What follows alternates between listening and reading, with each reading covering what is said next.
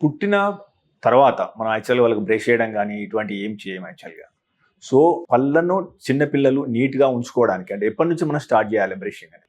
So, చాలా మందికి ఉండే అపోహ ఏంటంటే పళ్ళొచ్చినంత వరకు బ్రషింగ్ ఏం స్టార్ట్ చేయక్కర్లేదని అనుకుంటారండి. కానీ అలా కాదు. ఎప్పుడైతే పిల్లలు పుడతారో ద వెరీ నెక్స్ట్ మినిట్ నుంచి మీరు ఓరల్ హెల్త్ కేర్ స్టార్ట్ అవుతుందనమాట.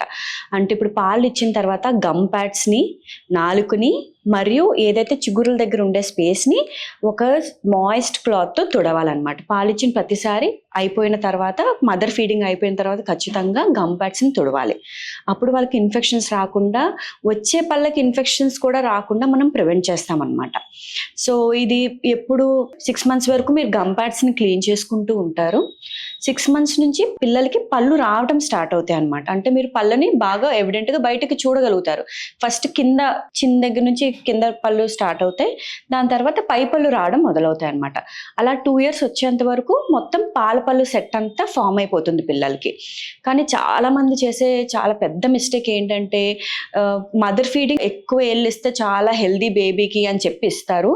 దానిని ఏం తప్పు పట్టట్లేదు. కానీ ఇచ్చిన ప్రతిసారి మీరు చాలా జాగ్రత్తగా క్లీన్ చేస్తున్నారా లేదా అనే విషయాన్ని మాత్రం ఖచ్చితంగా చూసుకోవాలండి.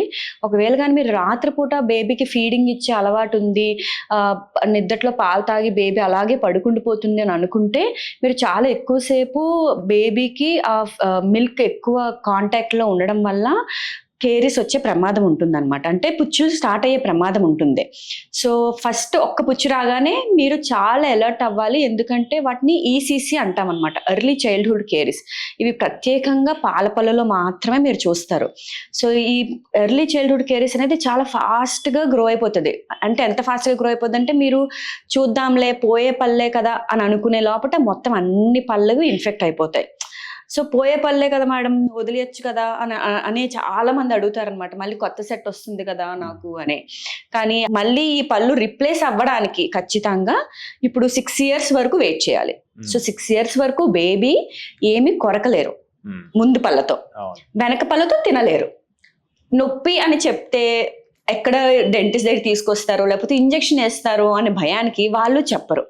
సో, వాళ్ళ ఈటింగ్ హ్యాబిట్ అంతా చేంజ్ అయిపోతుంది అనమాట. కొరకడం, చింపడం లాంటివి పూర్తిగా మానేస్తారు వాళ్ళు. అండ్ మనకి చాలా ఎవిడెంట్ గా కనిపిస్తుంటది చాలా ఎక్కువ పళ్ళు పుచ్చిపోవడం. ఓకే, దీనివల్ల ఫీవర్స్ వస్తుంటాయి పిల్లలకి.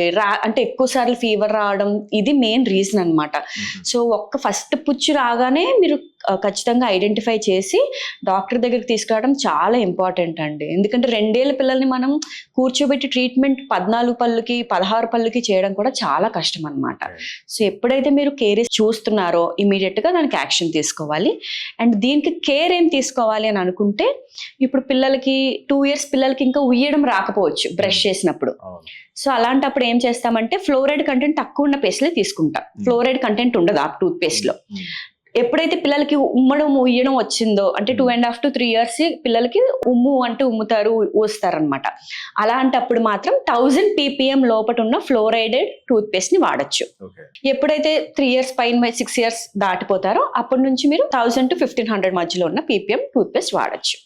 అంటే ఏది తిన్నా కూడా ఖచ్చితంగా నోరు పుక్కలించే హ్యాబిట్ ఒకటి వాళ్ళకి అలవాటు చేయాలి.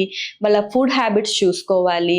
షుగర్ ఆర్ స్టిక్కీ ఫుడ్స్ ఇచ్చేటప్పుడు ఖచ్చితంగా పుక్కలిస్తున్నారా, నోరంతా క్లీన్ గా ఉంటుందా లేదా చెక్ చేసుకోవాలి. రాత్రి పడుకునేటప్పుడు మాత్రం ఖచ్చితంగా వాళ్ళ పళ్ళు క్లీన్ చేసి ఆర్ బ్రష్ చేసి మాత్రమే పడుకోబెట్టాలి. మీరు తీసుకునే అదే మందులు, అదే నాణ్యమైన మందులు, కానీ సగం ధరకే. అవును, మెడ్ ప్లస్ బ్రాండ్స్ పై 50 to 80% తగ్గింపు.